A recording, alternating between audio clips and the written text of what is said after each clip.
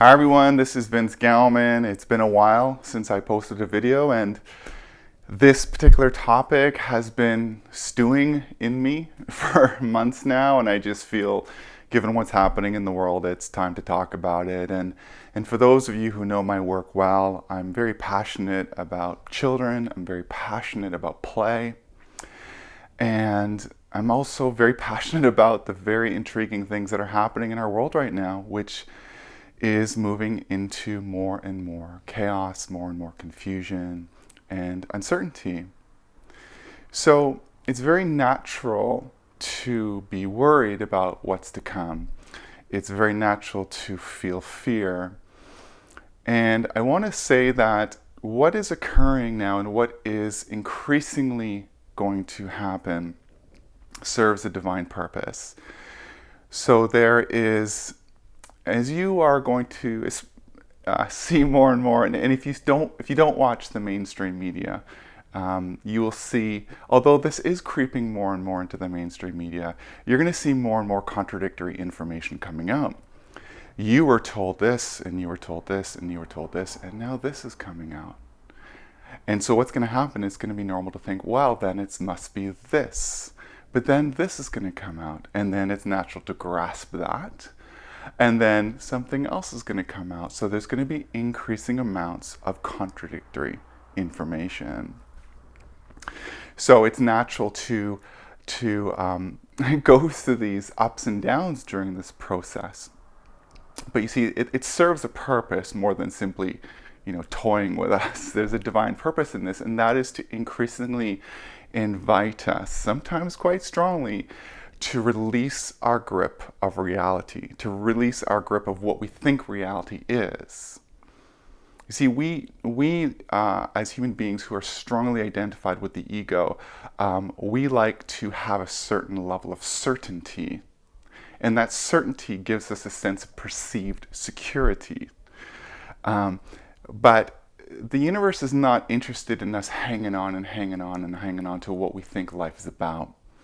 And so it creates opportunities in the form of loss, in the form of chaos, in the form of destruction, which are all cycles of life, to let go and to open to something new, to open to a new level of reality, a new level of perception. And because we like the ego, we tend to identify with the ego, then we hang on to that. So contradictory information, what it does is that, and at its higher level, chaos, what it does is it creates space. It creates space for new information to arise that is ideally in the heart. You see, when we let go of thinking a certain way, we have the opportunity now to listen more to our heart. Space is made for us to hear what our heart has been trying to say to us, and therefore we are now in a space where we have an invitation, a doorway to a more elevated sense of awareness, a more elevated sense of knowing that we couldn't hear because we were so attached to our perception. And so that is the blessing of these times. It cleans the slate, so to say, so something new can arise ideally from our heart, from our soul. It's like a wildfire. It goes in there, it cleans the forest out, it cleans the soils, it replenishes the soils for new life to be born. So these are natural cycles of life. It's just that when we identify with the ego, we just like things to be just so. We like to be certain because that gives us, perceived security. So this is where we're heading, and I just wanted to offer you an example of this.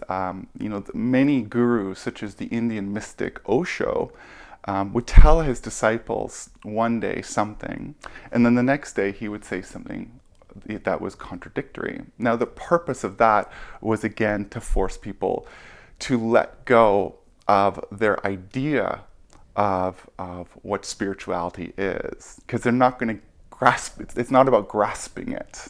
So he would say things to make people let go, so that they can finally open to truth in their heart. The purpose of a Zen Cone, which is like a riddle that many gurus would give their disciples, is to force them to come to a place of solving this riddle with the heart. Because the mind would, at the beginning, try to figure it out with the analytical mind, with the thinking, with the linear thought. but it would never be able to solve it. It's only by surrendering and accessing the wisdom of the heart that it could be solved. So that's kind of what's happening now. We are being invited.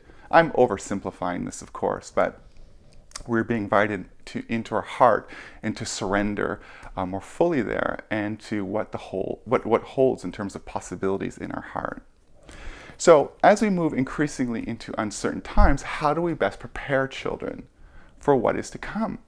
Well, what if we just let them be uncertain? Now, there is a strange idea, is to let children be uncertain, and by actually letting them be uncertain, specifically through their play, they are being prepared. Not perfectly, but they're being prepared to some degree for the uncertainty to come. So if you look at children, they do so well in their play to embrace uncertainty. Because what is the true state of play? Well, play is about going moment to moment to moment. It's about presence. It's about spontaneity. It's about going with the flow. It is about exploration and discovery. And all those qualities really are about really embracing a level of uncertainty, a level of not knowing, and seeing what arises in the not knowing, specifically the instincts that come from the heart, the instincts that come from the body, the instincts that come from the soul.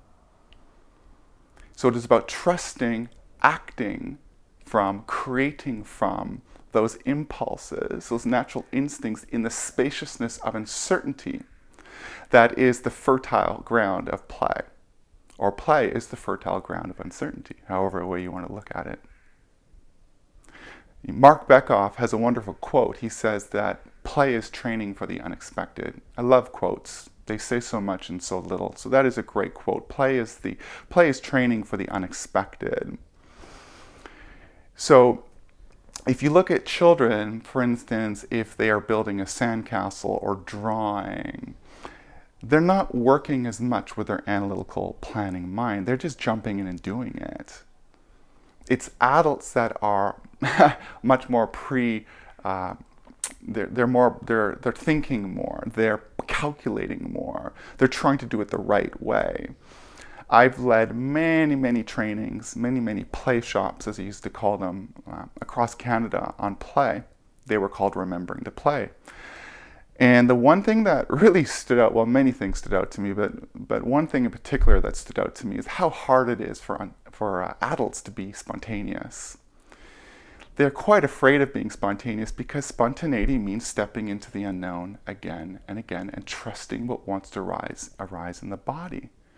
So adults love planning because planning is like a blanket that protects them from spontaneity, and it protects them from what might happen if they do it wrong. You see, if they plan, they're less likely to do it wrong. If they're less likely to do it wrong, they're less likely to get judged or get in trouble or feel hurt or feel bad. So, adults have a lifetime of conditioning that leads them to become planners. And again, it's a place where they can hide out is in the mind, disconnected from the heart. We have to keep in mind that for many of us, including myself, to survive adverse childhood experiences, to survive a toxic or abusive or neglectful home, we had to be certain. We had to do things a certain way. We had to be a certain way. For instance, a child might have to be pleasing to make sure she doesn't get hurt, to make sure she's in good favor with her mother or father or both. She might have to be, or he might have to be, a good person, a good boy, a good girl, nice, accommodating, proper, well-behaved. So children adapt to become a certain something to survive. And then they go to school, and then they're graded, ranked, assessed, compared based on how certain they are. They learn to do things right, to get it right. And they're praised if they get things right. They get a sense of reward, or they get in trouble sometimes if they don't. And in school, there's a big emphasis on what's called convergent thinking, which is where there's one right answer. What's the capital of England? It's London. That's it. But there's not as much value over divergent thinking, divergent intelligence, where there's many right answers, such as how many things can we do with a stick? Well, we can make it into a telescope or a toothbrush or a cane. So there's a greater emphasis on a certain way of thinking, a certain way of doing. So with play is about divergent possibilities. It's about divergent exploration, looking at things many different ways. But again, above even that, it's about uncertainty. And when we're trained out of uncertainty, because that's what society, that's what our difficult home demands, when we're trained out of it, when we're conditioned out of it, well, then we lean on certainty as adults, and then we lean certainty into children, and we expect them to be certain, and then we put them in structured activities which have a higher level of certainty than unstructured activities, or we supervise them more, and we helicopter parent them more. And then, children aren't now able to listen to their instincts as much as they would in unstructured play or in unsupervised play. There's far more structured play and supervised play now than there ever has been. More so, children their roaming radius around their home has shrunk drastically. A recent study showed that compared to prisoners, children spend half the amount of time outdoors, 1 hour compared to 2 hours. You can find that online. So children are not exploring uncertainty as much. They are losing the fertile field of play. They're losing all the qualities that play teaches, such as adaptability, flexibility, risk-taking, imagination, exploration, cooperation, the skills that we are going to need in these times to come. Children are losing touch with that. And I'm not saying we shouldn't have structure, by the way. I'm not poo-pooing structure or routine. Children need that. To a certain degree, we need to enjoy a fire. We need a fire pit. But the thing is that the fire pit has been, squelching, suffocating the fire of the child for a while now. It's suffocating their light, their power, their creativity, their imagination. And there's huge consequences to this. It has massive consequences in terms of their self-esteem, in terms of their ability to be in their power, in their creative force. So how do we prepare children for this new emerging world, this time of chaos and uncertainty that is coming now, and it will come strongly? We support them by allowing them to play, by encouraging uncertainty, even encouraging boredom, and letting them find creativity, letting them find inspiration in their boredom. By not bubble wrapping them, by not sanitizing them, domesticating them, let them be messy. We have messy times to come. Play is about messiness. Let them be messy. Let them be covered in dirt. Dirt is good therapy. It's good for the immune system. Let us not bubble wrap them. They're resilient. Children are far more resilient than we realize. Let's not protect them from scrapes and bruises and bumps. They are quicker at bouncing back up onto their feet than adults are. Let us trust the nature of the child to navigate their own direction, and they do so by connecting to their heart. That is what's going to guide them. And how do they connect to their heart? Through play and through the spaciousness of uncertainty. The more they rely on certainty, the more they're going to discount their heart, the more they're going to rely on the analytical planning mind. They're going to have a harder time navigating the times to come. So I want to end with this. It's in the heart that the roots must go now, because the winds are going to get stronger. The winds are going to get stronger. So we need to anchor in the heart, deep, deep roots. So when the winds of chaos come, we're rooted. And how does a child root in the heart? Through play, through play, through play. So I will leave you with that. Thank you for listening. Thank you for watching. If you enjoyed this video, please subscribe to my YouTube channel. Don't forget, or I can't remember if I said this or not, but I'm going to put an article in the description so you have more information on what I was talking about. I wish you the best. Happy playing.